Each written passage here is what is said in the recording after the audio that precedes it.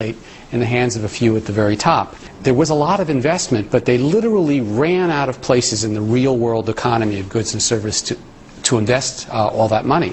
And Wall Street's not stupid. They figured out that if they could create new kinds of financial instruments, they could draw, attract, suck up this extra wealth. And that's where we got our fantasy finance boom. Two things started happening at the same time. Wealth really did accumulate at the top, but the middle got hollowed out.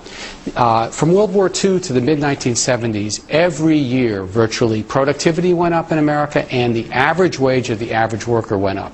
It was like clockwork. The two lines were right together. Then they split apart. The average American production workers, about 100 million people, their average wage now has gone down 18% since the mid-1970s, but the people at the top have done fantastically well. I'll give you just one statistic that blows my mind.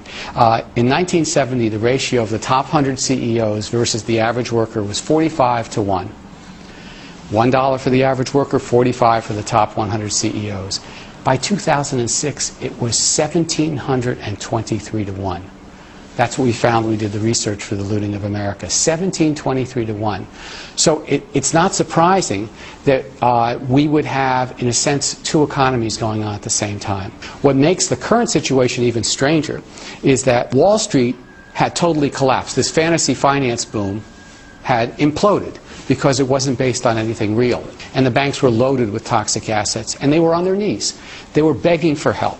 And we gave it to them. The American taxpayer floated somewhere between, depending how you're counting, $1 to $13 trillion worth of support for Wall Street. If you give that much money to financial institutions, the ones that aren't tied directly to the consumer economy, in other words, the ones that aren't filled with consumer loans, i.e. Morgan Stanley, JP Morgan Chase, and Goldman Sachs, they're going to make oodles of money, and that's what's going on right now. So the billionaire class is actually going to reemerge in our very two-tiered economy. Is there a middle class?